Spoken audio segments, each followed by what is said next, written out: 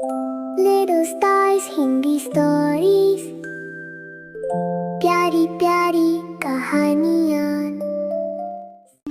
एक शांत घाटी में बसा था छोटा सा कस्बा सिल्वर ब्रुक। चारों ओर पहाड़, बीच में बहती एक चमकती नदी। इसी छोटे से कस्बे में शुरू होती है एक बड़ी कहानी। इस कस्बे में एक साधारण सा घर था जहाँ रहती थी आयरा। उसके माता पिता धागे से कपड़े बनाकर मेहनत करके अपना घर चलाते थे। जब बाकी बच्चे खेलते थे, आयरा कुछ अलग करती थी। वह रंग बिरंगे कपड़ों और धागों से नए पैटर्न बनाती थी। अचानक आयरा की मां बीमार पड़ गई। अब हालत पहले जैसे आसान नहीं रहे।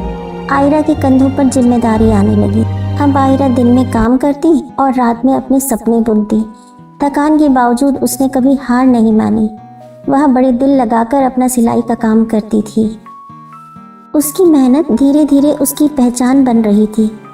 पुराने कपड़ों के टुकड़ों से भी वह नए डिज़ाइन तैयार कर लेती थी, जैसे उसके हाथ में कोई जादू हो।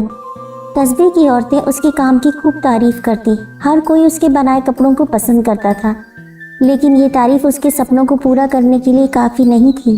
एक दिन कस्बे में एक खास खबर आई। राजधानी से शाही दर्जियों की टोली आने वाली थी। राजकुमारी के लिए नए कपड़े बनाने थे। यह मौका आयरा के लिए किसी सपने जैसा था। उसके मन में यह ख्याल आ रहा था कि वह भी कभी शाही दरबार तक पहुंच पाएगी, लेकिन साथ ही अंदर से एक आवाज़ थी, कोशिश ज़रूर करनी है। आयरा ने अपनी पूरी मेहनत एक डिज़ाइन में लगा दी। नीले रंग की रेशम पर चांदी की खूबसूरत कढ़ाई। जब शाही टोली उसकी दुकान पर पहुंची तो आयरा के हाथ कांप रहे थे, लेकिन उसकी आंखों में आत्मविश्वास साफ दिख रहा था। उसने अपना डिज़ाइन उनके सामने रख दिया। कमरे में कुछ पल के लिए सन्नाटा छा गया। हर कोई उस डिज़ाइन को ध्यान से देख रहा था। और फिर एक आवाज़ आई, बहुत ही सुंदर। और उसी पल सब कुछ बदल गया। आयरा को राजधानी बुला लिया गया। उसका सपना अब हकीकत बनने लगा था। राजमहल की दुनिया बिल्कुल अलग थी। शुरू में उसे छोटे छोटे काम दिए गए। कई लोग उसे नज़रअंदाज भी करते थे। कुछ लोग कस्बे से आने पर हंसते भी थे, लेकिन आयरा ने कभी कोई शिकायत नहीं की। वह बड़े ही ध्यान से सब कुछ सीखती रही। एक दिन अचानक महल में हलचल मच गई। रानी की पोशाक में कुछ खराबी आ गई। समारोह बस कुछ ही समय दूर था। आयरा यह सब कुछ देख रही थी।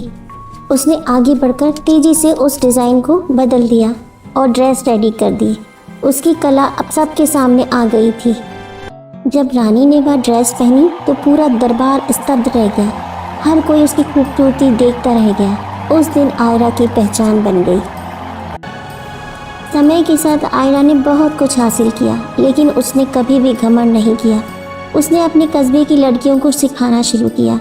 अब हर धागे में एक नई कहानी जन्म ले रही थी।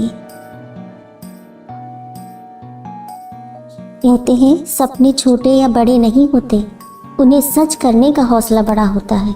आयरा की तरह अगर आप भी अपने हुनर पर भरोसा रखें तो हर धागा आपकी कहानी भी कहेगा।